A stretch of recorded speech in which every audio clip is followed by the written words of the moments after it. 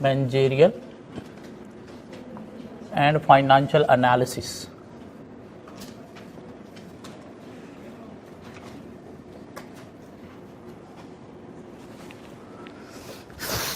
Internal analysis हमने पढ़ा, external analysis हमने पढ़ा। इंटरनल एनालिसिस में क्या क्या टॉपिक हमने पढ़े थे? सिर्फ 2 टॉपिक, एक पोर्टर्स वैल्यू चेन और एक रिसोर्स मॉडल। एक्सटर्नल एनालिसिस में हमने क्या क्या पढ़ा? PESTEL, Porter 5 forces, life cycle model, और हमने technological factor, impact of technology on business, structure strategy पढ़ा, impact of technology on products and services and working methods. ये भी किसका पार्ट था? एक्सटर्नल एनालिसिस का। फिर इन दोनों को मिला के हमने एक और भी टॉपिक पढ़ा, पोजीशनिंग एनालिसिस मींस व्हाट। ठीक हो गया? तभी तक ये 2 main areas internal external analysis की हमने काफ़ी मोटी मोटी बातें करनी। फिर एक एरिया हमारे पास आया एथिक्स का, जिसमें हमने कोड्स ऑफ एथिक्स 5 पढ़े, एक AAA मॉडल पढ़ा, उस पर 2 क्वेश्चंस कवर किए, और एक टकर मॉडल पढ़ा, उस पर हमने कोई 3 क्वेश्चन कवर किए। ऐसी बात है। फिर हमने एक पोर्टफोलियो मैनेजमेंट टॉपिक भी पढ़ा, पोर्टफोलियो मैनेजमेंट, जिसको एग्जामिनर ने एक्सटर्नल एनालिसिस के अंदर इंक्लूड किया हुआ है हमारी बुक ने। एक्सटर्नल एनालिसिस में बिजनेस के बाहर आपके कोई बिजनेस यूनिट्स हैं मार्केट के अंदर, आपने उनकी परफॉर्मेंस कंट्रीब्यूशन देखनी है, देखना है कैसे इनको मैनेज किया जाए, तो आपने पोर्टफोलियो मैनेजमेंट भी करनी है। या आपकी डिफरेंट प्रोडक्ट्स में जो इन्वेस्टमेंट्स हैं उनको आपने देखना है मार्केट में क्या उनकी परफॉर्मेंस है, क्या कंट्रीब्यूशन है, तो उनको मैनेज करने के लिए आपको BCG मैट्रिक्स अप्लाई करके देखना है कौन क्या क्या है, और उसके अकॉर्डिंगली क्या करना है, फिर स्ट्रैटेजीज डेवलप करनी है। यहाँ तक बातें हमने की। ये क्वेश्चन हमने किया था अपलैंड फर्नीचर लिमिटेड वाला, क्वेश्चन नंबर शायद 12 था, क्या ख्याल है? ऐसा कोई क्वेश्चन था? क्वेश्चन नंबर 12 अपलैंड फर्नीचर वाला, जहाँ पे कंपनी जो है वो लकड़ियाँ काट के फर्नीचर बना के बेची जा रही है, जो कि एक इंटरनल ऑडिटर ने पकड़ लिया कि इन्वायरमेंटल फ्रेंडली ये सोर्सिंग नहीं कर रहे अपनी वुड की। उस क्वेश्चन के अंदर एक वर्ड यूज किया हुआ था, विजन स्टेटमेंट था उसके अंदर। पहले पैराग्राफ के एंड में देखो, पहले पैराग्राफ की 2 लाइनें अगर आप देखो पहली, तो उसने कहा जी हमारी विजन स्टेटमेंट ये कहती है कि हमने हाई क्वालिटी जो है रिलायबल फर्नीचर भी बेचना है, और साथ हमें एनवायरमेंटल प्रोटेक्शन को भी कंसीडर करना है। What is this vision statement? What is vision? फिर बाद में बात करते हैं विजन स्टेटमेंट क्या है। विजन क्या है? नजरिया किसी चीज के बारे में, या कोई और डिफरेंट वर्डिंग आना चाहिए यहां से। ऑब्जेक्टिव, मोटो, और वो जो पेप्सी वाले आजकल लिखते हैं वाई मोटो, हाँ वो वाला मोटो। और विजन क्या है? विजन फिर बाद में बात करते हैं विजन स्टेटमेंट क्या है। मंशूर, मंशूर, गुड गुड गुड। और चलिए आज कुछ वर्ड्स को डिफरेंशिएट करते हैं जो हमारी बुक के अंदर अल्टरनेटिवली यूज होते हैं, लेकिन हमें पता होना चाहिए इनका मतलब क्या है। एक चीज होती है ऑर्गेनाइजेशन का पर्पस, एक और चीज होती है जिसे नाम दिया जाता है मिशन, एक और चीज नाम होती है जिसे दिया जाता है गोल, एक और चीज होती है जिसे नाम दिया जाता है ऑब्जेक्टिव। पर्पस, ऑर्गेनाइजेशन का, मिशन, गोल, ऑब्जेक्टिव, क्या ये सारे वर्ड्स का मतलब सेम ही है?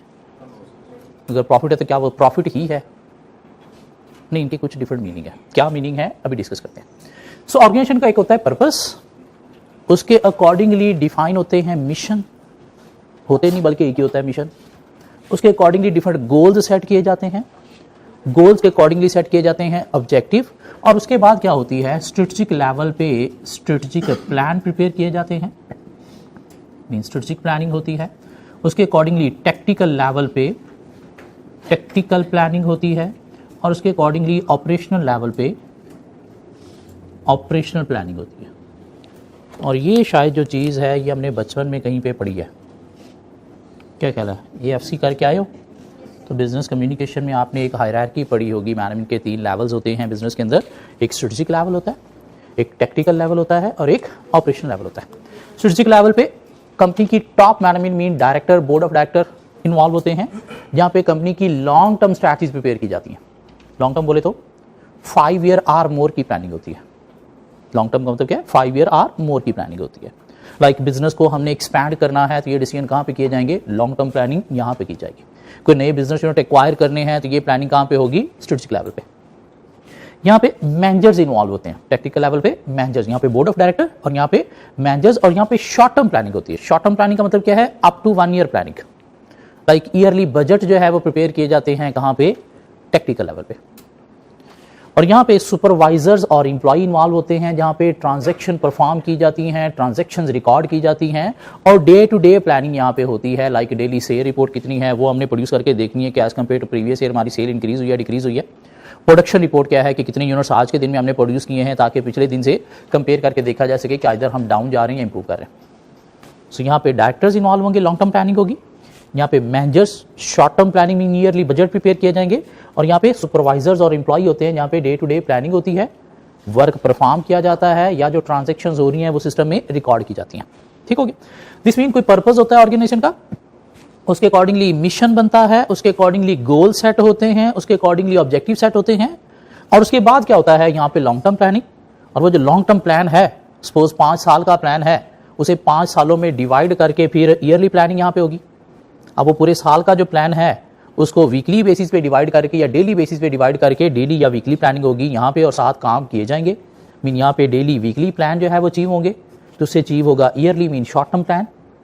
शॉर्ट टर्म प्लान अचीव होने से एवरी ईयर क्या होगा, हमारा लॉन्ग टर्म प्लान अचीव होगा, और लॉन्ग टर्म प्लान जो है वो अचीव होने से क्या अचीव होंगे, ऑब्जेक्टिव, गोल, मिशन या पर्पस।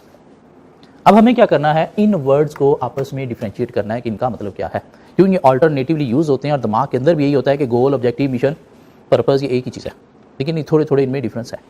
कहते पर्पस क्या है, व्हाई वी एग्जिस्ट। मीन एक ऑर्गेनाइजेशन क्यों एग्जिस्ट करती है, उसे नाम देंगे पर्पस ऑफ द ऑर्गेनाइजेशन, और वो एक ही होता है। आइदर आप प्रॉफिट के लिए एग्जिस्ट करते हो या फिर सोशल वेलफेयर के लिए एग्जिस्ट करते हो। सोशल वेलफेयर के लिए एग्जिस्ट करते हो तो क्यों एग्जिस्ट करते हो, लाइक पाकिस्तान वापडा कहता है जी मेरा काम क्या है, जनता को बिजली प्रोवाइड करना, इसलिए मैं एग्जिस्ट करता हूं। एक कॉलेज है तो वो गवर्नमेंट कॉलेज है तो उसका काम क्या है, एजुकेशन को प्रमोट करना, इसलिए मैं एग्जिस्ट करता हूं। गवर्नमेंट हॉस्पिटल है तो उनका काम क्या है, हेल्थ को प्रमोट करना, इसलिए मैं एग्जिस्ट करता हूं। क्या कह रहा है, और ये एक ही होता है why organisation exist, purpose. Profit है तो प्रॉफिट होगा, अदर देन प्रॉफिट है तो वो फिर क्या है, हेल्थ सर्विस प्रोवाइड करना है, एजुकेशन को प्रमोट करना है, या बिजली प्रोवाइड करना है, या पुलिस का काम है क्या, to control crime rate, to control crime rate. क्या कह रहा है, तो वो एक ही होता है ऑर्गेनाइजेशन का, और कभी भी चेंज नहीं होता। जिसके लिए ऑर्गेनाइजेशन एग्जिस्ट करती है वो क्या है, पर्पस।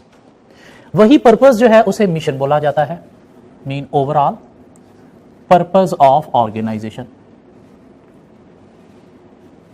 या basic function of organisation, basic function of organisation in society, कि सोसाइटी के अंदर बिजनेस का बेसिक फंक्शन क्या है। पैसा कमाना है, कोई गुड्स प्रोड्यूस करके सेल करके, नहीं बिजली प्रोवाइड करना है, नहीं हेल्थ सर्विस प्रोवाइड करना है, नहीं एजुकेशन प्रोवाइड करना है, तो वो जो बेसिक फंक्शन है सोसाइटी के अंदर बिजनेस का, उसे क्या नाम देंगे, mission. Overall purpose of the organisation mean mission, purpose एक ही चीज होती है और एक ही होता है, ये चेंज नहीं होता। लेकिन वो कहते हैं ये जो मिशन है ना, इसे अचीव करने के लिए आपको कुछ लोगों की सपोर्ट चाहिए होती है। क्या कह रहा है, आपका मिशन पर्पस जो है वो आप अकेले अचीव नहीं कर सकते, उसे अचीव करने के लिए लोगों की सपोर्ट चाहिए। किसकी सपोर्ट चाहिए, इंटरनल, आपकी मैनेजमेंट की सपोर्ट चाहिए, मैनेजर्स की सपोर्ट चाहिए, इंप्लॉइज की सपोर्ट चाहिए। मीन यहाँ से भी सपोर्ट चाहिए, यहाँ से भी सपोर्ट चाहिए, यहाँ से भी सपोर्ट चाहिए। अगर किसी एक लेवल पे भी सपोर्ट नहीं मिली तो आपका मिशन पर्पस अचीव नहीं होगा। क्या सिर्फ इंटरनल ही सपोर्ट चाहिए, एक्सटर्नल भी सपोर्ट चाहिए थी। एक्सटर्नल अदर ऑर्गेनाइजेशन की भी सपोर्ट चाहिए, लाइक सप्लायर की सपोर्ट चाहिए, गवर्नमेंट की सपोर्ट चाहिए, क्या कह रहा है, बैंक्स की सपोर्ट चाहिए, इवन अपने कस्टमर की भी सपोर्ट चाहिए। दिस मीन दूसरों की सपोर्ट होगी तो आपके बिजनेस का मिशन पर्पस अचीव होगा, अगर सपोर्ट नहीं है तो मिशन पर्पस अचीव नहीं होगा। दिस मीन दूसरों की सपोर्ट लेने के लिए फिर उन्हें बताना पड़ेगा ना कि मेरा मिशन है क्या। क्या अगर आपने किसी को बताया ही नहीं हुआ तो उसे रात को ख्वाब तो नहीं आएगा, ओ अच्छा फलां आपका मिशन है जिसमें मैंने सपोर्ट करनी है। नहीं, उन्हें बताना पड़ेगा भाई मेरा मिशन पर्पस क्या है, फिर जाके वो सपोर्ट करेंगे। तो कैसे बताएंगे उन्हें, कॉल करेंगे यार मेरा ये मिशन है, जाके दरवाज़ा खटकाएंगे यार मेरा ये मिशन है। नहीं, हम क्या करेंगे, वो जो अपना मिशन है उसे अपनी जितनी भी कम्युनिकेशन है, अपने लेटर हेड हैं उसके ऊपर लिख देंगे, अपने ऑफिस के अंदर दीवारों पे लिख देंगे। क्या ख्याल है, या प्लेट्स बनवा के दीवारों पे लटका देंगे, ये हमारा मिशन है, जिससे लोगों को पता चलेगा अच्छा ये चीज़ अचीव करने के लिए हमने इनको सपोर्ट करना है। अब ये जो मिशन को हमने लिख लिया ना, इसे नाम दिया जाता है मिशन स्टेटमेंट का। क्या नाम दिया जाता है इसे? मिशन स्टेटमेंट का। क्या मतलब हुआ मिशन स्टेटमेंट का? Formal expression, formal expression or communication, formal expression or communication of mission to stakeholder। ये मिशन को लिख के फॉर्मली एक्सप्रेस करना, कम्युनिकेट करना, कैसे? अपनी दीवारों पे लिख के, अपनी स्टेशनरी लेटर हेड पे लिख के, ताकि लोगों को पता चले क्या हमारा मिशन है। तो वो जो लिख के हम कम्युनिकेट कर रहे हैं उसे क्या नाम दिया जाएगा? मिशन स्टेटमेंट का। और मिशन होना उतना जरूरी नहीं है जितनी जरूरी मिशन स्टेटमेंट है। क्यों? मिशन आपने बना लिया कि हम ये चाहते हैं, लेकिन वो कहां पे? आपके दिमाग में। वो जब तक दिमाग से बाहर निकालोगे नहीं, लोगों को नहीं बताओगे, लोगों के दिमाग में फिट नहीं करोगे, तब तक वो पर्पस मिशन आपका अचीव नहीं होगा। तो इसलिए मिशन को अचीव करने के लिए जरूरी है क्या? Mission statement. मीन मिशन की communication to stakeholders, mean उसे लिख के लोगों को बताना जरूरी है। क्यों? लिखोगे नहीं तो लोगों को पता नहीं चलेगा। क्यों? सबको आप जाके मुंह से बोल के नहीं बता सकते। मुंह से बोल के तो वही चीज बताई जाएगी ना जो अगला इंटरेस्टेड है या अगले ने पूछी है। ऐसे पागलों की तरह लगे रहोगे जी मेरा मिशन ये है, मेरा मिशन ये है, मेरा मिशन ये है। नहीं नहीं, कम्युनिकेट करोगे कैसे? लिख के। वो जो लिखा हुआ मिशन है उसे क्या नाम देंगे? मिशन स्टेटमेंट का। सो पर्पस मिशन कवर होता है। पर्पस क्या है? व्हाई वी एग्जिस्ट, हम क्यों एग्जिस्ट करते हैं। और मिशन क्या है? ओवरऑल पर्पस ऑफ ऑर्गेनाइजेशन या basic function of organisation in society. और मिशन स्टेटमेंट क्या है? वही मिशन लिख के जब हमने दुनिया को कम्युनिकेट किया तो वो क्या बन गई? Mission statement. सो पर्पस मिशन जो है वो एक ही चीज है, उसके अकॉर्डिंगली ऑर्गेनाइजेशन सेट करती है डिफरेंट गोल्स। क्या सेट किए जाते हैं? गोल्स। और ये टाइम टू टाइम वेरी करते रहते हैं। कभी हमारा गोल होता है नई प्रोडक्ट जो है वो लॉन्च करना, मीन इनोवेशन लाना। कभी हमारा गोल होता है क्या? प्राइस कट करना। कभी हमारा गोल होता है क्या? शेयर प्राइस को इंक्रीज करना। कभी हमारा गोल होता है क्या? बिजनेस को एक्सपैंड करना to achieve economies of scale. Time to time vary करते रहते हैं। हाँ, होते according to mission purpose, mean उसे अचीव करने के लिए होते हैं, लेकिन ये एक नहीं होता, ये चेंज होते रहते हैं। मिशन पर्पस आपका एक ही है। क्या कह रहा? सो गोल को कहता है जी, गोल क्या है? Overall aim of the organisation.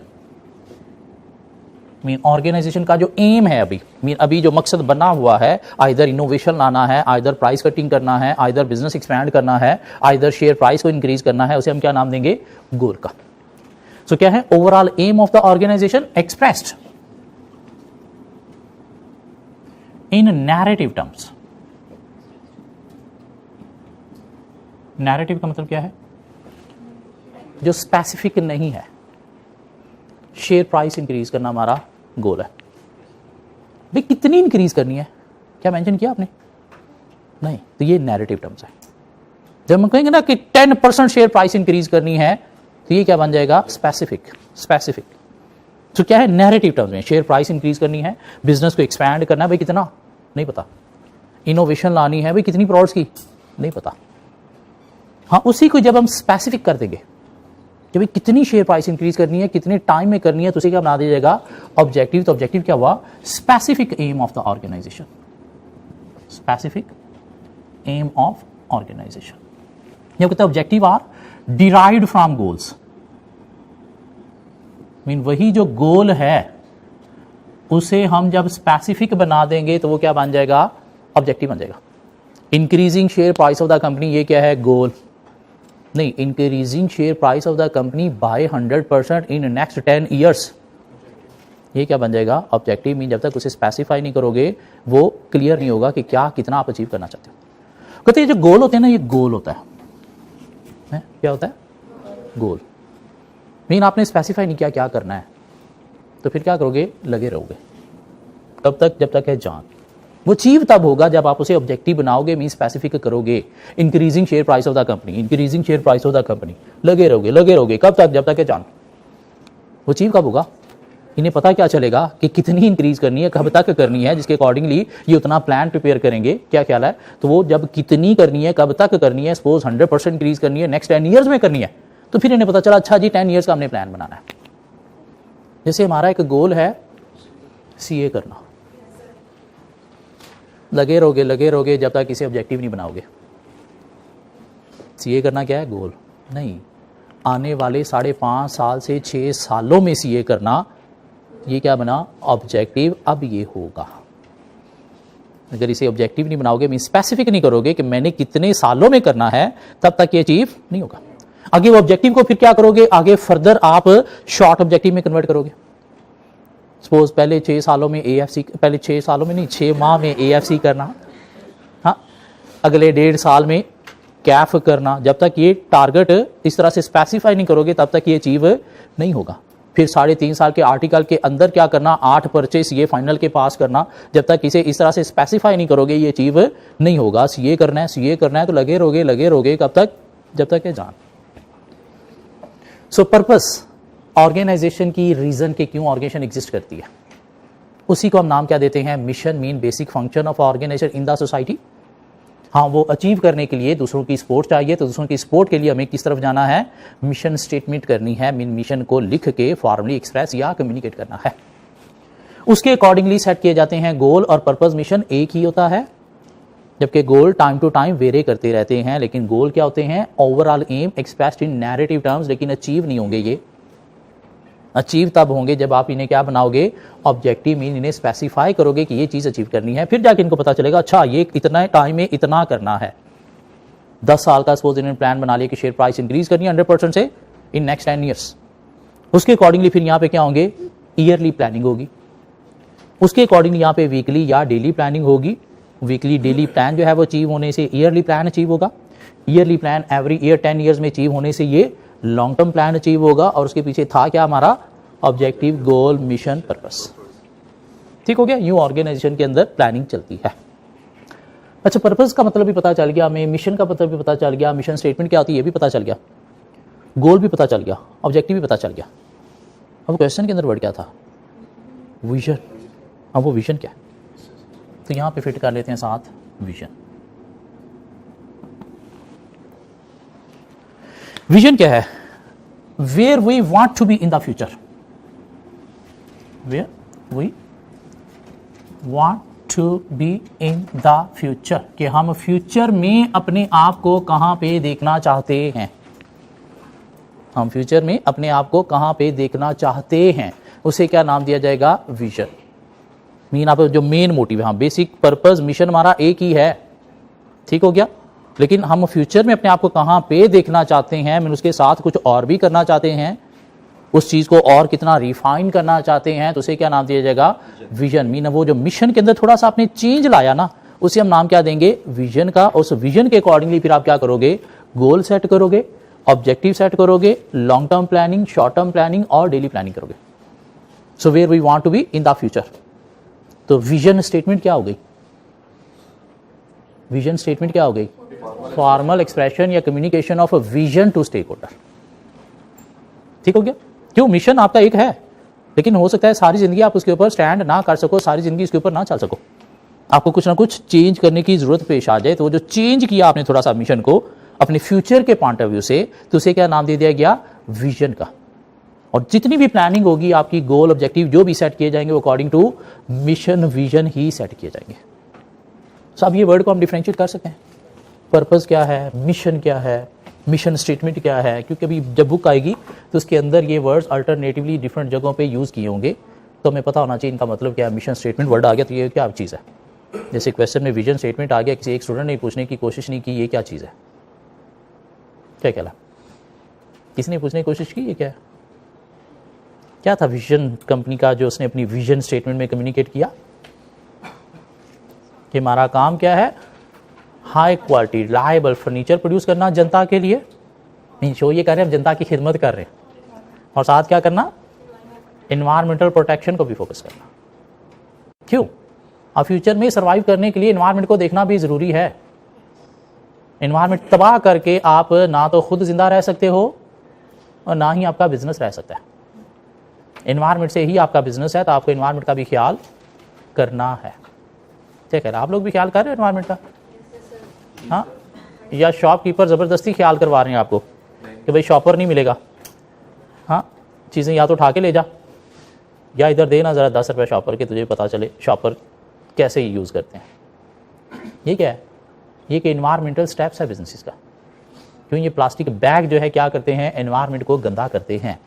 क्यों हम क्या करते हैं? उसके अंदर से चीज़ निकाल के उसे फेंक देते हैं, और फेंकने से क्या होता है? सीवरेज सिस्टम को ब्लॉक करता है। वो सीवरेज सिस्टम ब्लॉक होने से क्या होता है? ये रोड पे गलियों में गंदा पानी खड़ा होना शुरू हो जाता है, वहाँ से डेंगू बनता है, फिर वो हमें काटता है, फिर हमें क्लास में हफ्ता हफ्ता छुट्टियाँ करना पड़ती हैं। कभी ये ख्याल किया आपने कि एनवायरनमेंट आप कैसे पॉल्यूट कर रहे हो? प्लास्टिक बैग ऐसे ही फेंक देते हो। इसे फेंकने से क्या होगा? एनवायरनमेंट गंदा होगा। एनवायरनमेंट क्यों गंदा हुआ? क्योंकि हम गंदे हैं, हमारी सोच गंदी है। सोच हमारी साफ़ हो तो एनवायरनमेंट साफ़ होगा, एनवायरनमेंट साफ़ होगा तो डेंगू नहीं होगा, बीमारियां नहीं होंगी। चलें थोड़ा और आगे चलते हैं, कुछ और चीज़ें डिस्कस करते हैं। कहीं भी आपने मार्केटिंग की बात की थी, मार्केटिंग ये डिस्कस किया आपने मार्केटिंग को। इंटरनल एनालिसिस में हम गए थे तो वहाँ पे हमने प्राइमरी वैल्यू चेन एक्टिविटीज़ के अंदर एक एक्टिविटी पढ़ी थी, मार्केटिंग एंड सेल्स। यहाँ पे हमने मार्केटिंग का पर्पस थोड़ा सा पढ़ा था। मार्केटिंग का पर्पस क्या है? हाउ टू अट्रैक्ट, परसुएड या एक्सप्लॉइट द कस्टमर्स। कि कस्टमर को अट्रैक्ट करने के लिए मार्केटिंग करते हैं, एक्सप्लॉइट करने के लिए मार्केटिंग करते हैं कि ये चीज हम तुझे जितने में दे रहे हैं दुनिया में तुझे इतने में नहीं मिलेगी। सेल अप टू 90% ऑफ, छोटा सा नीचे अप टू लिख लिया। कस्टमर क्या दे के आ रहा है? 90%, 75% ऑफ। आगे जब आता है कहाँ 75%? ये एक गंदा सा रैक पड़ा है, देख ले अगर हाथ लगा सकता है तो, वरना जो काम की चीज़ है वो 5%, 10% पे ऑफ। क्यों? हमने साथ छोटा सा अप टू भी लिखा हुआ था जो आपने देखा नहीं। इधर ना जाइएगा, ये हमारा नया स्टॉक है, न्यू अराइवल है। ये गंद जो पड़ा है ये 75% ऑफ है, हाथ लगा सकते हो तो लगा लो। ठीक है, एक्सप्लॉइटेशन कस्टमर। कस्टमर को परसुएड करना कैसे? एक ऐसी सेलिब्रिटी चूज करना जिसका बहुत ज्यादा फॉलोअर्स है और उसके थ्रू मार्केटिंग करना, ताकि कस्टमर को असरअंदाज किया जा सके कि तू ये सेलिब्रिटी बनना चाहता है तो ये सेलिब्रिटी ये चीज यूज कर रही है, तो लिहाजा तेरी भी बड़ी जरूरत है, वरना तूने मर जाना है। तो मार्केटिंग का पर्पस क्या है? कस्टमर को अट्रैक्ट करना, कस्टमर को एक्सप्लॉइट करना या कस्टमर को परसुएड करना। अब कहते हैं ये मार्केटिंग ऐसे नहीं है कि हम बस मुंह उठाया और मार्केटिंग शुरू कर दी। नहीं, इतना आसान काम नहीं है। ऐसे मुंह उठा के मार्केटिंग शुरू कर दी, उस पर पैसा भी लगता है, तो पैसा आपके ऑब्जेक्टिव, आपके प्रॉफिट को खा रहा होता है। मार्केटिंग जरूरत नहीं है तो जरूरत के बिना करने से आपकी रिप्यूट भी इफेक्ट होती है, आपका ब्रांड इमेज जो है वो अफेक्ट होता है, उसकी उतनी वैल्यू नहीं रहती। इसलिए मार्केटिंग जो है एक प्रोसेस है। मार्केटिंग क्या है? एक प्रोसेस है, और एक प्रोसेस है तो उसके अंदर कुछ स्टेजेस इन्वॉल्व है। क्या स्टेजेस इन्वॉल्व हैं जी? मार्केटिंग करने से पहले हम करते हैं market analysis. Market analysis, market analysis mean हम देखते हैं नीड फॉर मार्केटिंग, कि हमें मार्केटिंग की जरूरत है या नहीं है। अगर हमारी मोनोपोली है तो क्या हमें मार्केटिंग की जरूरत है? नहीं। हाँ, अगर कंपटीशन इंक्रीज हो रहा है और कंपैटर भी मार्केटिंग कर रहे हैं तो फिर हमें जरूरत है। फैशन चेंज हो गया है तो फिर हमें जरूरत है। अगर हमारी प्रोडक्ट का कोई फैशन चेंज ही नहीं होता, 12 माह चलती है और कोई कंपैटर भी नहीं है, ना कोई कंपैटर मार्केटिंग कर रहा है, तो फिर जरूरत नहीं है, फिर ठीक बिजनेस चल रहा है। तो पहले हमने क्या देखना है? Market analysis mean need for marketing है या नहीं है। उसके अकॉर्डिंगली हमने कंपटीशन को भी देखना है, अपनी नई प्रोडक्ट्स को भी देखना है, अपने फैशन ट्रेंड्स को भी देखना है। उसके बाद हम करते हैं कि अगर जरूरत है तो हम करते हैं कस्टमर एनालिसिस।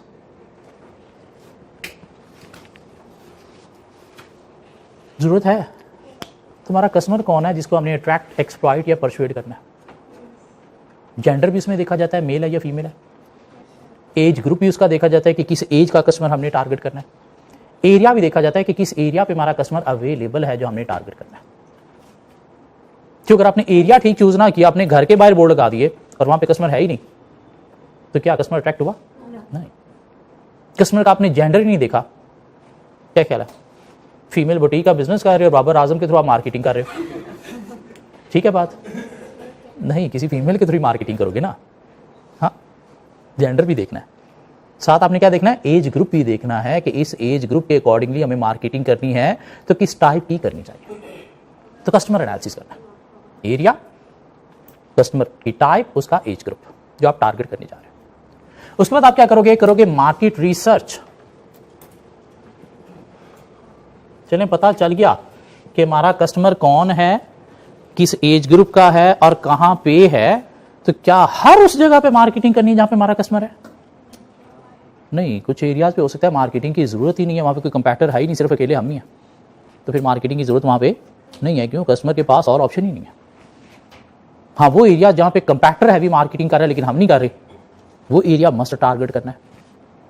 या कुछ नए एरियाज भी हो सकता है डेवलप हुए हैं जहां पे हमारी टाइप का कस्टमर है लेकिन कस्टमर को शायद अवेयरनेस नहीं है, तो वहां पे हमें मार्केटिंग करनी है। तो यहाँ पे हमने क्या करना है, मार्केट रिसर्च करनी है, मीन देखना है किस एरिया में हमें मार्केटिंग की जरूरत है।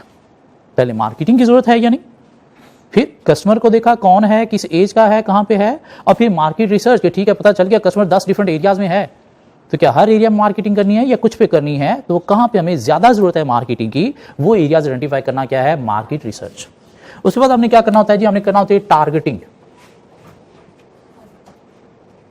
जब कस्टमर को टारगेट कैसे करना है, आइदर पंफलेट फेंक के टारगेट करना है, घरों में बड़े बड़े बोर्ड लगा के हमने टारगेट करना है, बैनर लगा के हमने टारगेट करना है, खंभों के साथ हमने इश्तिहार लगा के टारगेट करना है, या कस्टमर की घर की दीवार पे जाके इश्तिहार लगा के टारगेट करना है, या आजकल कस्टमर कहाँ पे होता है, सोशल मीडिया पे, वहाँ पे टारगेट करना है, या आजकल हमारी टाइप का अगर सपोज कस्टमर लेडीज़ हैं तो रात को 8 बजे से 10 बजे वाले टीवी चैनल के ड्रामों में होता है, तो वहाँ पे टारगेट करना है। तो देखना आप टारगेट कैसे करना है, इधर बिल बोर्ड के थ्रू, बैनर्स के थ्रू, पंफलेट के थ्रू, लीफलेट भी उसे बोलते हैं, या फिर हमें सोशल मीडिया के थ्रू, या फिर इलेक्ट्रॉनिक मीन टीवी मीडिया के थ्रू, वो देखना है मेथड टारगेट का क्या है। उसके बाद जो मोस्ट इंपॉर्टेंट काम है वो क्या है, लास्ट पे देखना मार्केटिंग मिक्स। मार्केटिंग मिक्स बोले तो 4 पीस जो मार्केटिंग में बहुत इंपॉर्टेंट है, क्योंकि अगर आपने प्रॉपर्ली कंसीडर नहीं की तो आपकी मार्केटिंग फेल हो जाएगी। 4P stands for price, product, place and promotion। क्यों, ये अगर आपने प्रॉपर्ली कंसीडर नहीं की तो कस्टमर ना अट्रैक्ट होगा, ना एक्सप्लॉइट होगा, ना परसुएड होगा, मीन मार्केटिंग आपकी फेल हो जाएगी, फ्लॉप हो जाएगी। प्राइस आपने देखनी है कि हमें मार्केटिंग करते वक्त अपनी प्राइस क्या रखनी है, आइदर लो रखनी है या फिर हाई रखनी है, डिपेंड करता है आपके कस्टमर पे, आप किस लेवल के कस्टमर को टारगेट करने जा रहे हो। अगर आप हाई क्लास कस्टमर को टारगेट करने जा रहे हो तो कभी भी लो प्राइस रखने वाली बेवकूफ़ी आपने नहीं करनी। क्यों, उसका एक इमेज है कि हाई प्राइस प्रोडक्ट ही अच्छी क्वालिटी की होती है, इसलिए प्राइस क्या रखनी है, हाई रखनी है। और ये जो प्राइस हाई रखनी है ना, इसके लिए एक प्राइसिंग स्ट्रैटेजी यूज की जाती है जिसे नाम दिया जाता है price skimming. Price skimming mean charging initially high price for the product, ताकि एक इमेज क्रिएट किया जा सके कि हमारी प्रोडक्ट क्या है, हाई क्वालिटी की है। हाँ, जब वो ऑब्सोलीट होने लगेगी प्रोडक्ट, फिर आपने प्राइसेस क्या करनी है, कम करनी है, लेकिन इनिशियली क्या रखनी है, हाई प्राइस रखनी है। नहीं, अगर आप टारगेट करने जा रहे हो लोअर क्लास या मिडिल क्लास कस्टमर को, तो फिर आपने प्राइस हाई नहीं रखनी, फिर क्या करनी है, लो रखनी है। मैंने अपनी वो प्रोडक्ट मार्केट करनी है जिसकी प्राइस सबसे कम है, स्टार्टिंग फ्रॉम 1000, ताकि कस्टमर अट्रैक्ट हो। हाँ, बाकी आगे आएगा, देखेगा 1000 में तो ये गांधी मिल रहा है, चलो थोड़े से 200-500 ऊपर और खर्चें तो क्वालिटी बेहतर है, थोड़े और अच्छे खर्चें तो और क्वालिटी बेहतर है। लेकिन आप टारगेट करने जा रहे हो लोअर या मिडिल क्लास को, तो फिर आपने क्या करना है, लोअर प्राइसेस रखनी है। और ये जो लोअर प्राइसेस रखना है, इसके लिए एक प्राइसिंग स्ट्रैटेजी होती है जिसे नाम दिया जाता है price penetration. Price penetration, penetrate बोलते हैं खलबली मचाने को, मीन मार्केट के अंदर आपने खलबली मचानी है कस्टमर को अट्रैक्ट करने के लिए। ये जो आप डिस्काउंट ऑफर्स देते हो, flat 50% off, up to 75% off, इसे भी प्राइस पेनिट्रेशन मीन खलबली मचाना बोलते हैं, इसलिए कस्टमर को अट्रैक्ट करने के लिए। Starting from as low as 1000 rupees, ये क्या है, प्राइस पेनिट्रेशन। लेकिन अगर हाई क्लास को टारगेट करने जा रहे हो तो कभी भी लो प्राइसेस नहीं रखनी। बेशक प्रोडक्ट की क्वालिटी इतनी अच्छी नहीं है, फिर भी आपने प्राइस हाई ही रखनी है। क्यों, उसका इमेज दिमाग के अंदर बसा हुआ है कि हाई प्राइस प्रोडक्ट ही अच्छी क्वालिटी होती है। तभी वो सस्ती प्रोडक्ट को बाय करने के लिए रिच क्लास आपके पास नहीं आएगी। सो प्राइसिंग स्ट्रैटेजी आपके लिए बहुत इंपॉर्टेंट है कि आपने प्राइस क्या रखनी है, आइदर स्कीमिंग पे चलना है या फिर पेनिट्रेशन पे चलना है। हाँ, उसमें कुछ फैक्टर्स भी देखना होते हैं, कस्टमर को देखना होता है, तो वो हमने देख लिया किस लेवल का हम टारगेट करने जा रहे हैं। उसमें हमने अपनी कॉस्ट भी देखना होती है, प्रोडक्ट की कॉस्ट कितनी आई है, क्यों, लॉस पे तो नहीं ना बेचनी, तो कॉस्ट को भी देखेंगे, इसके ऊपर फिर कितना मार्जिन हमें चार्ज करके प्राइस करना चाहिए वो भी देखना है। कंपैक्टर को भी देखना होता है कि कंपैक्टर ये चीज़ कितने में दे रहा है। अगर आपकी प्रोडक्ट कंपैक्टर से 1 रुपया भी ऊपर है ना, तो फिर कस्टमर नहीं आएगा, वो 1 रुपया भी कस्टमर को अफेक्ट करेगा। तो आपने कंपैक्टर के इक्वल या उससे लो ही प्राइस रखनी है, कभी भी उसे हाई प्राइस आपने नहीं मार्केट करनी है। Penetration mean lower price charge करना, मार्केट में खलबली मचाना, डिस्काउंट ऑफर्स देते हुए। क्या कह रहा है, लाइक हम नया जो है वो आउटलेट खोल रहे हैं तो ओपनिंग डिस्काउंट है 20% फॉर 3 डेज, ये क्या है, price penetration mean lower price charge करना, डिस्काउंट ऑफर्स जो है डिस्काउंटेड प्राइस ऑफर करना। उसके बाद हमें क्या करना है, हमें प्रोडक्ट देखना है कौन सी हमने मार्केट करनी है, और कोशिश करनी है कोई ऐसी प्रोडक्ट हमने मार्केट करनी है जो नई हो, जिसके अंदर कस्टमर को कुछ नयापन नजर आ रहा है। ऑलरेडी एग्जिस्टिंग प्रोडक्ट मार्केटिंग के अंदर है तो वही आप भी लॉन्च कर रहे हो तो उसकी मार्केटिंग से कस्टमर अट्रैक्ट नहीं होगा, कुछ नयापन उसमें होना चाहिए। क्यों, एग्जिस्टिंग प्रोडक्ट में कस्टमर क्या करेगा, एग्जिस्टिंग ब्रांड को ही प्रेफर करेगा। वैसी प्रोडक्ट आप भी लेके आ गए हो तो कस्टमर आपको मुंह नहीं लगाएगा। आपकी प्रोडक्ट में कुछ नया होगा तो फिर कस्टमर आपको मुंह लगाएगा। हाँ, उसमें आपने कुछ नया लाने के लिए क्या करना है, प्रोडक्ट डिजाइन जो है वो आपने देखना है कि हमारा कैसा होना चाहिए कि कस्टमर को अट्रैक्टिव लगे। तो प्रोडक्ट डिजाइन को फोकस करना है इसके अंदर। उसके अंदर आपने कुछ R&D, रिसर्च एंड डेवलपमेंट के थ्रू इनोवेशन को फोकस करना है। क्यों, कुछ इनोवेटिव प्रोडक्ट मार्केट में लाओगे तो फिर कस्टमर अट्रैक्ट होगा। अगर उसमें कोई इनोवेशन नहीं है, कोई रिसर्च एंड डेवलपमेंट आपकी नहीं है, तो फिर कस्टमर अट्रैक्ट नहीं होगा। उसके बाद आपने देखना है प्लेस, कहां पे मार्केटिंग की जाए, वो तो हमने वहां पे भी देख लिया। लेकिन यहां पे प्लेस में क्या देखना है कि कस्टमर को ये प्रोडक्ट कैसे प्रोवाइड की जाए, कस्टमर को ये प्रोडक्ट कैसे प्रोवाइड की जाए। आइदर किसी इंटरमीडियरी के थ्रू प्रोवाइड की जाए, इंटरमीडियरी बोले तो आप होलसेलर हो तो किसी रिटेलर के थ्रू, मीन किसी बड़े स्टोर पे अपनी प्रोडक्ट्स रखवा के बेचना, ये क्या है, इंटरमीडियरी मीन किसी के थ्रू। या डायरेक्ट आप जो है वो प्लेस करना चाहते हो, कैसे, अपनी आउटलेट के थ्रू, मीन अपना आपने आउटलेट खोला हुआ है जहां पे कस्टमर आके आपके ब्रांड को दे के प्रोडक्ट बाय करता है। अब ये डिपेंड करता है, किसी बिजी एरिया के अंदर हो तो फिर अपना आउटलेट खोल लो, एम्पोरियम मॉल में है या फिर पैकेज मॉल पे है जहाँ पे काफ़ी कस्टमर आता है, फिर अपना आउटलेट खोल लो। हाँ, एक नॉन बिजी एरिया में जहाँ पे कस्टमर इतना ज़्यादा वॉक इन नहीं आता, तो फिर देखो ज़्यादा कस्टमर कहाँ पे आता है, किस स्टोर पे आता है, सपोज अल-फतेह स्टोर पे आता है, राजा साहब पे आता है, तो फिर क्या करो, वहाँ पे एक कॉर्नर स्पेस जो है वो रेंट आउट करके वहाँ पे अपनी प्रोडक्ट प्लेस करो। क्यों, कस्टमर को नजर आएगी तो अट्रैक्ट होगा ना, अगर उसे नजर ही नहीं आई तो फिर अट्रैक्ट भी नहीं होगा। या प्लेसिंग, पूरी दुनिया में अगर आप प्रोडक्ट बेचना चाहते हो तो फिर वेबसाइट के थ्रू भी कर सकते हो। वेबसाइट अगेन अपनी भी बना सकते हो, लेकिन आपको अगर जानता ही नहीं आपके नाम को तो फिर क्या करो, किसी ऐसी लोकल सोशल वेबसाइट के ऊपर प्लेसिंग करो जहां पे बहुत ज्यादा कस्टमर है, लाइक दराज है, OLX है, Amazon है, eBay है, अलीबाबा है। क्यों, वहां से फिर क्या होगा, कस्टमर तक आपकी प्रोडक्ट नजर आएगी। हाँ, जब पता चल जाए कस्टमर आपकी प्रोडक्ट यूज करने लग गया है तो उसके बाद क्या करो, अपनी वेबसाइट खोल लो। लेकिन इनिशियली आपके ब्रांड का नाम अगर कोई नहीं जानता, फिर आपको ऐसी जगह पे प्लेस करनी है जहां पे कस्टमर होता है। क्यों, आपकी वेबसाइट का भी किसी को पता ही नहीं है, ना आपकी प्रोडक्ट का पता है, तो फिर वहां पे प्लेस करो जहां पे कस्टमर काफी अवेलेबल है। किसी कंट्री की local social website, like Pakistan की दराज है या OLX.pk है, या पूरी दुनिया की देखना है तो Amazon है, अलीबाबा है, eBay है, जहां पे आप अपनी प्लेसिंग करोगे। उसके बाद आपने क्या देखना है, प्रमोशन, कि हमने प्रोडक्ट की प्रमोशन कैसे करनी है। क्यों, ये एक बड़ी इफेक्टिव स्ट्रैटेजी है किस लिए, कस्टमर को अट्रैक्ट या एक्सप्लॉइट करने के लिए। हाँ, प्रमोशन कैसे हो सकती है, डिस्काउंट्स के थ्रू भी प्रमोशन हो सकती है। प्रमोशन कैसे हो सकती है, स्पॉन्सरशिप के थ्रू भी हो सकती है। स्पॉन्सरशिप क्या है, ये रात को आप लोगों ने मैच देखा होगा, क्या कह रहा है, इनकी शर्ट्स देखी, यहाँ पे एक कंपनी का नाम लिखा हुआ है, यहाँ पे एक कंपनी का नाम लिखा हुआ है, यहाँ पर लिखा हुआ है, पीछे लिखा हुआ है, कॉलर पे लिखा हुआ है, बैट के ऊपर कंपनी का नाम लिखा हुआ है, ये क्या है, स्पॉन्सरशिप। इससे क्या हो रही है, ब्रांड की मार्केटिंग हो रही है। क्या ख्याल है, तो प्रमोशन आपने कैसे करनी है, इधर डायरेक्ट डिस्काउंट देके करनी है, डिस्काउंट भी डायरेक्ट भी हो सकते हैं या कोई स्पेसिफिक डिस्काउंट भी हो सकते हैं। मीन जहाँ से आपको नजर आता है ज़्यादा कस्टमर मिलेगा, उनको ज़्यादा आपने डिस्काउंट दे दिया, कोई स्पेशल डिस्काउंट दे दिया। हाँ, ओवरऑल आपका डिस्काउंट शायद उतना ज़्यादा नहीं होगा, डिपेंड करता है बिजनेस नेचर से। या स्पॉन्सरशिप के अकॉर्डिंगली भी आप प्रोडक्ट की प्रमोशन कर सकते हो, अपने ब्रांड की प्रमोशन जो है वो कर सकते हो। सो मार्केटिंग इतना आसान काम नहीं है कि आपने मुंह उठाया और चलो जी मार्केटिंग स्टार्ट कर देते हैं, नहीं, एक प्रोसेस है। पहले आप market analysis mean need for marketing देखते हो कि मार्केटिंग की ज़रूरत है या नहीं है।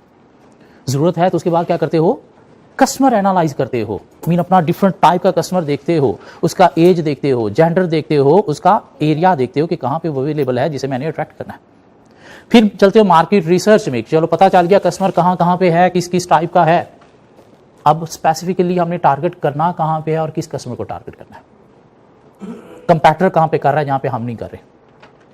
फिर टारगेटिंग, आप कस्टमर को टारगेट कैसे करना है, सोशल मीडिया के थ्रू, टीवी मीडिया के थ्रू, लीफलेट के थ्रू, न्यूज़पेपर के थ्रू, रेडियो के थ्रू, या बैनर लगा के, बोर्ड लगा के।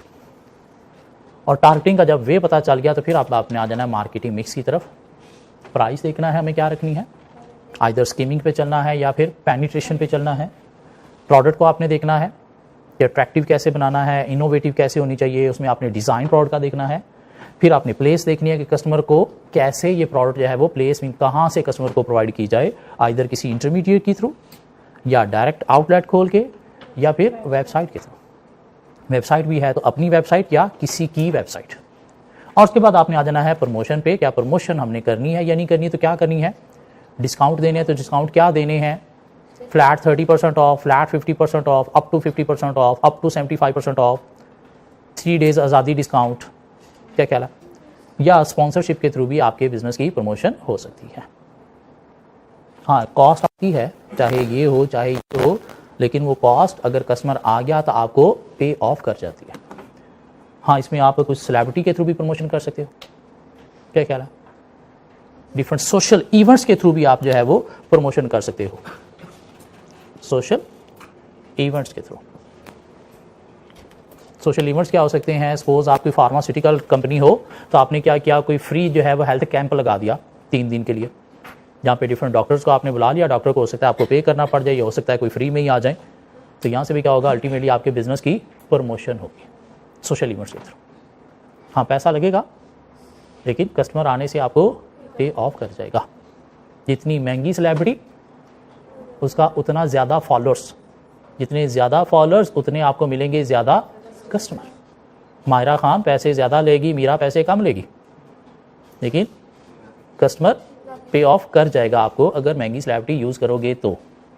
सस्ती सेलिब्रिटी करोगे तो थोड़ा कस्टमर मिलेगा, सस्ता कस्टमर मिलेगा, क्या ख्याल है।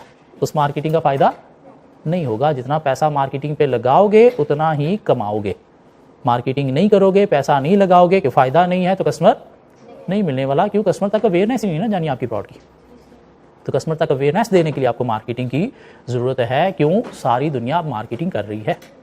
सोशल मीडिया खोलो, बल्कि सुबह सुबह फ़ोन खोलो, 8-10 ऐसे मैसेजेस आए होते हैं जिन कंपनियों को हम जानते भी नहीं होते। लाइक मुझे फीमेल ब्रांड के मैसेजेस आ रहे होते हैं, मैं ना कभी वहाँ पे गया, ना कभी कोई प्रोडक्ट यूज़ की, लेकिन आ रहे होते हैं। मार्केटिंग नंबर कहीं ना कहीं से ब्रांड से इधर उधर हो जाते हैं। सो इंटरनल एनालिसिस में हमने कुछ चीज़ें पढ़ ली है। हमारे इंटरनल एनालिसिस का पार्ट था वो जो मार्केटिंग एंड सेल्स, हमने एक वैल्यू चेन एक्टिविटी पढ़ी, उसमें मार्केटिंग की थोड़ी सी डिटेल थी, बुक के अंदर भी अभी तक है, तो इसलिए हमने ये पढ़ लिया ताकि ये चीज़ें price, product, place, promotion, customer analysis, market analysis, ये क्या चीज़ें होती हैं, थोड़ा कॉन्सेप्ट होना चाहिए। और ये चीज़ें तो अल्टरनेटिवली यूज़ होती रहती हैं, तो उनका भी हमने कॉन्सेप्ट ले लिया। बस मेरे ख्याल से आज काफ़ी है इतना। वेंसडे को हमारा टेस्ट है ना, वेंसडे को टेस्ट है हमारा, और एवरी वेंसडे होता है टेस्ट। टेस्ट ऑन वेंसडे किस चीज़ का, एक्सटर्नल एनालिसिस, जो कुछ भी उसके अंदर आता है, पेस्टल, 5 फोर्सेस, लाइफ साइकिल और इम्पैक्ट ऑफ टेक्नोलॉजी। इसके अलावा ethics in business, codes of ethics, टक्कर मॉडल, AAA मॉडल, और इसके अलावा पोर्टफोलियो मैनेजमेंट, BCG मैट्रिक्स। ठीक हो गया। सो आज की वैक्सीन आपकी पूरी हो गई, अब आप लोग जा सकते हैं। हाई प्राइस के लिए mean initially high price charge करना, हाँ जब प्रोडक्ट ऑब्सोलीट हो गई है, मीन डिक्लाइन पे चली गई फिर लो कर देना, लेकिन इनिशियली हाई चार्ज करना।